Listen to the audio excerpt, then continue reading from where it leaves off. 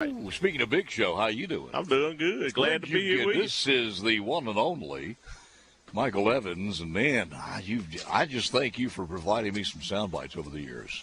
Well, I'm going to try to give you a few more today, I hope. Something you can keep playing on the radio. When you hear those, though, I mean, it's almost to the point where I should be paying you some royalty rights. Yeah, I should get a little check from you. This is payment. Free airtime here. Okay, all right, I got you. The only thing, most of my people don't listen to it up this way. I can't get a good reception up here. Well, you can do it now on the app, so it might help you out one way or the other. Yeah, that's right. You might have benefited from that over the years. But what committees are you on? I'm on agriculture, energy, public utilities, ways and means. Are you? And something else I can't remember, Paul. You made a change in the last legislative session. I think it was before the session, to leave the Democrat Party and become an independent. Tell me about that. Yeah, all my folks back home, they so sick of politics, Paul. I think everybody is, and I'm sick of hearing about Democrats and Republicans and all the mess going on. I said, and I've always been my own man. If you look at my voting record in Jackson, I always voted for what I thought was right, and I said, I'm just going to get out of this mess and just be my own man. Yeah. That's the best decision I've made in politics. What do you do full time? Well, I'm a retired fireman from Philadelphia. I worked here from Philadelphia for like 23 years. And then I'm a chicken farmer. I grow chickens for Pico Foods. I've been a farmer all my life. That's a big deal. That's a real big deal, especially for this area. Had a chance to tour some of the chicken farms several years ago. The amount of technology that goes into that is just incredible. They got it down to a science. They really do. Anybody who decides to do that, you don't take a field trip. I mean, when you come in, you got to put a spacesuit on. Yeah, because you look at my farm, I got $500,000 worth of birds, and I don't want any kind of disease to affect them because that's putting me out of business. You gotta make sure the boots are fully washed down and everything else. But people don't realize that. But those birds, if one gets a virus, it's over with. It's over with. I'm out. You don't cost me $500,000. That happened. It was quite a few years ago, but we had some problems with that. You have a virus called LT, MS, all that comes. Collar is bad in birds. So What bird flu? We ain't really had that in Mississippi on the bird flu. No, we ain't had that. How's the industry been as far as your business and from the grower's perspective, Ted, through this whole COVID deal and the lack of workers and everything else? Has that affected you guys? It hadn't affected us. Well, it has affected the broiler farms because the processing plants can't get anybody to work. Yeah. They can't get enough people, so they're skipping placements in the broiler farms because they don't have anybody to process them. Now, but when I get my chickens now, my chicken's going to lay an egg every day regardless. I can't go in there and tell her, hey, quit laying eggs because we ain't got workers at the processing So what plant. did you do with some of the eggs? Well, the chicken company got them, and they've been selling some of them to other companies because they didn't want to set them and hatch them for the baby chickens. People don't think about this, but in Neshoba County, in a rural county or in Philadelphia, it really doesn't matter. When you start talking about imports and exports, and you start talking chickens, it matters. It's the largest industry in the state, and it does matter. What was it? Several years ago, we cut a big deal with India. Yeah, and we had a big deal with Russia too until we got a tariff battle about steel. We sold a lot of chicken over there, so. It's a big deal. Let's talk about the legislature. Some big things going on, and I don't know what made you get into politics. Some folks just come by and asked me to run one day. I had never thought about it, and I said, I don't think I can win. They said, well, I think you can. Who'd you run against? The first time I ran against Russ Nowell out of Louisville. That's right. Yeah, that's right.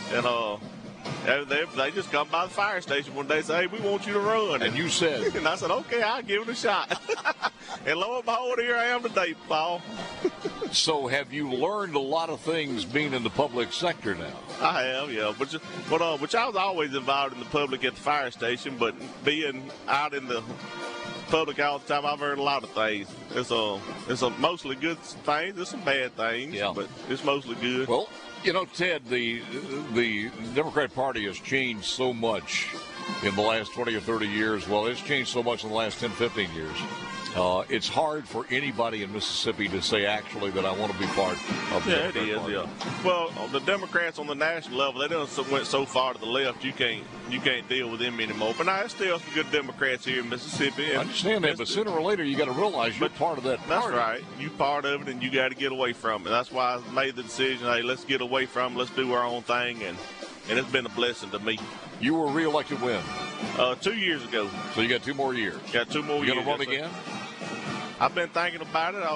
I've been thinking about running for sheriff of Kemper County. I don't know what I'm going to do, but I'm going to be in some kind of public possibility politics. You may run for sheriff. It's a possibility. When will you make that decision? About a week before the deadline to qualify. You want to come on the air and make that announcement? I might, since I owe you some airtime. I might, but I don't. I'm gonna see what our sheriff's doing. If he retires, I'm gonna see. I might run for the legislature again. Who's the sheriff? James Moore. Is he rumored to retire? It's been talking that he might retire, and he does a good job, and so I'm gonna just see what happens. But if I don't, I'm gonna run for the legislature again. I'm gonna do something. When you look at some of the top issues there, your thoughts on how your vote may fall down as far as the House is concerned on several issues as far as Medicaid. What's big country's thought on Medicaid? On the Medicaid expansion? Yeah. I think we should do it, Paul. You know, we take in about $13 billion a year from the federal government. So why not take this money?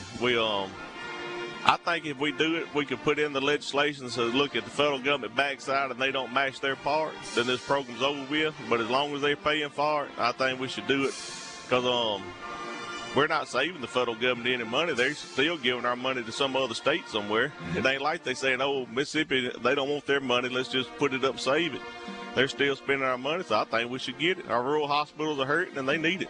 Lieutenant Governor said a few moments ago that there's some in the committee meetings that'll start in August, which is around the corner, of course, that there are several proposals like some insurance or something. There's different things working.